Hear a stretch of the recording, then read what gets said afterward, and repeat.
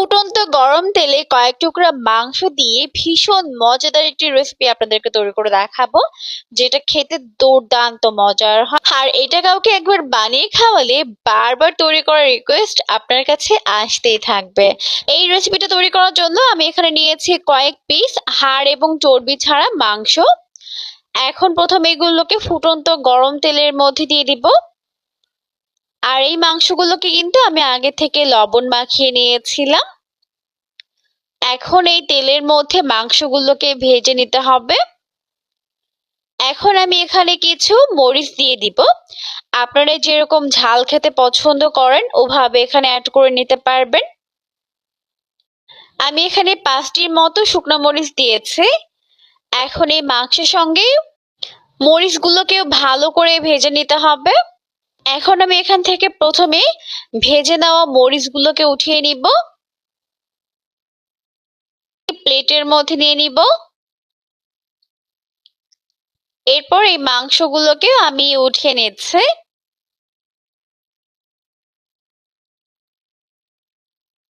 এখন ওই একই তেলের মধ্যে আমি এখানে কিছু রসুন কুচি করে নিয়েছি, এগুলোকে ভেজে নিতে হবে।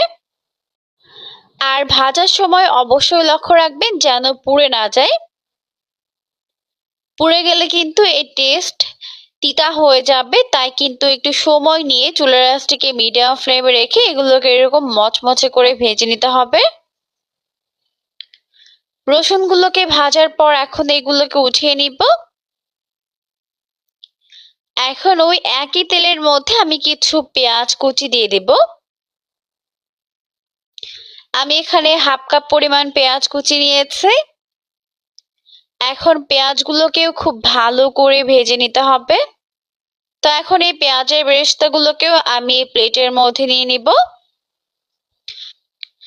এখন আমি প্রথমে এখানে একটি ব্লেন্ডার জার নিয়েছি, এর মধ্যে আমি মাংস আর ভেজে নেওয়া মরিচগুলোকে দিয়ে দিব।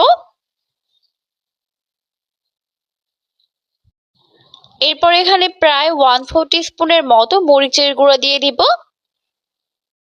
এতে করে সুন্দর একটি কালার আসবে। এখন এগুলোকে ব্লেন্ড করে নিব। আর এখানে কিন্তু কোনো প্রকার পানি অ্যাড করা যাবে না। দেখতে পাচ্ছেন হয়ে গেছে।